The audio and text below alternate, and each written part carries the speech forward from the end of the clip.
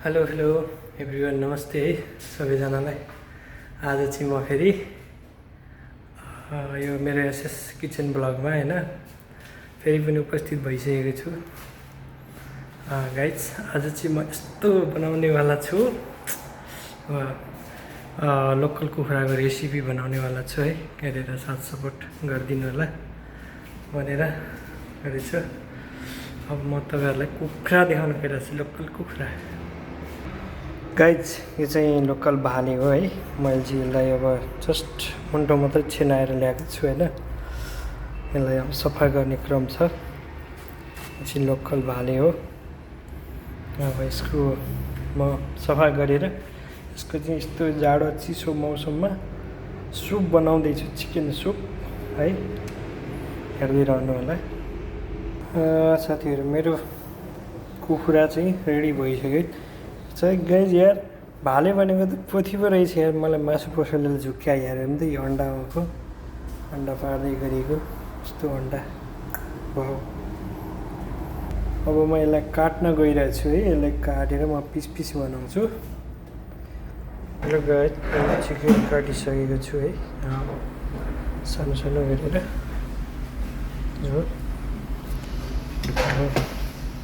मेरो चुलो चाहिँ यो फुटेछ हेर। म चुलो अन गर्दैछु। चुलो पनि अन भइसक्यो। अब यो भाँडो पकाउने भाँडो, यता प्याज लसुन हरियो खुर्सानी टमाटर रेडी गर्दैछु। मासु फ्राई हुने गर्छ। अनि अब पछि यसलाई सफा गर्दैछु। गाइज, तातिसक्यो है। अब म चाहिँ हल्का हल्का छिका हालिदिँदैछु।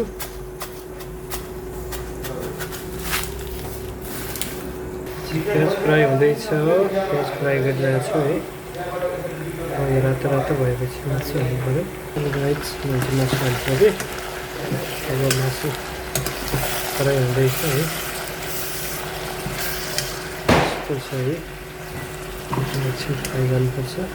गाइज, लसुनहरू कुटेर यस्तो बनायो। अब टमाटर काट्यो है। रेडी हुँदैछ। मासु पनि रेडी हुँदैछ। यस्तो भइरहेछ है। सुरु सुरुमा हल्का पानी आउँछ। गाइज, मासुमा फ्लेभर आउँदैछ है। अब म अदुवा लसुन हाल्न गइरहेछु।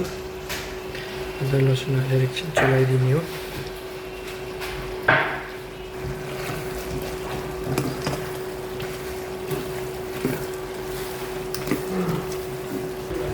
गाइज, अदुवा लसुन हाल्दा यस्तो भएको छ है। अब म यसलाई हाल्न गइरहेछु। मसला हालिरहेछु। ब्रेस्ट मसला, कुरिका चिकन मसला।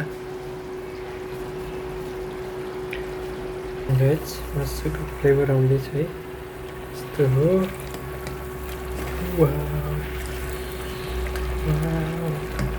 दामी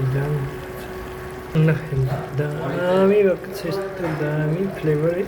भिडियोमा कस्तो देख्छ होइन, तर रियलमा चाहिँ दामी देखिएको छ है साथीहरू। गाइज, मेरो मासु चाहिँ रेडी हुँदैछ है। मसलाहरू सबै हालिसक्यो। अब टमाटर हाल्नु बाँकी छ। टमाटर चाहिँ एकछिनमा हाल्नुपर्छ। रेडी हुँदैछ। गाइज, मैले टमाटर हालिसकेँ है।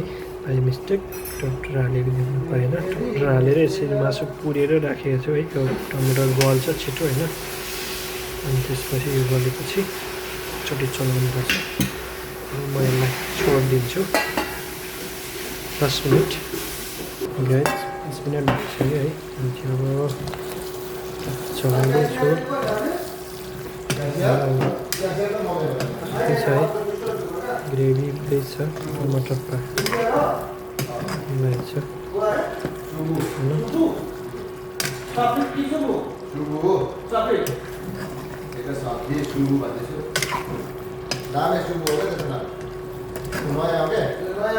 फाइनली गाइज, मेरो ग्रेभी भयो है।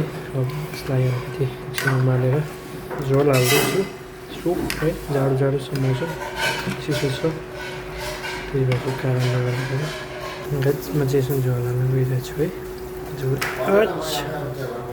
सुप यस्तो बबाल बबाल बबाल हामीलाई 15 देखि 20 मिनट मार्ने हो त्यसपछि रेडी हुन्छ guys finally chicken soup ready भइसकेको छ होइन मैले ग्यास अफ गरेर लास्ट एउटा काम बाँकी छ है काम बाँकी छ धनियाँ हाल्न बाँकी छ फाइनली गाइज मेरो भिडियो चाहिँ रेडी भएको छ मेरो चिकन सुप रेडी भयो मैले धनियाँ पनि हालिसकेँ है अब मैले एकचोटि पनि हालेर चलाइदिने छु फाइनली मैले धनियाँ पनि हालिसकेँ मेरो चिकन पनि ग्रेभी चिकन सुप दामी भइसक्यो है अब म यसलाई फाइनली गाइज रेडी भयो अब खाना चाहिँ म एकछिनमा खानेछु होइन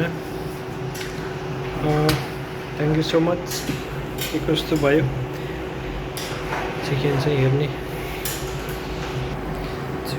बुकु बुकु बुकु बुकु बुकु उम्लिँदैछ है यस्तो मोबाइल नजिकबाट यस्तो मोबाइल देखिएछ गाइज हाम्रो किचनमा साथीहरू आइसकेको छ मेरो चाहिँ चिकन रेडी भइसक्यो होइन अब म खाने क्रममा छु thank you so much watching my video है अब के कस्तो लाग्छ हेरेर सल्लाह सुझाव दिनु होला फर्स्ट भिडियो हो यस्तो सिक्दैछु नजानेको कुराहरू के छुटेको छ हजुरहरूले भनिदिनु होला धन्यवाद बाई बाई नेक्स्ट भिडियोमा अलि सुधार गरेर आउनेछु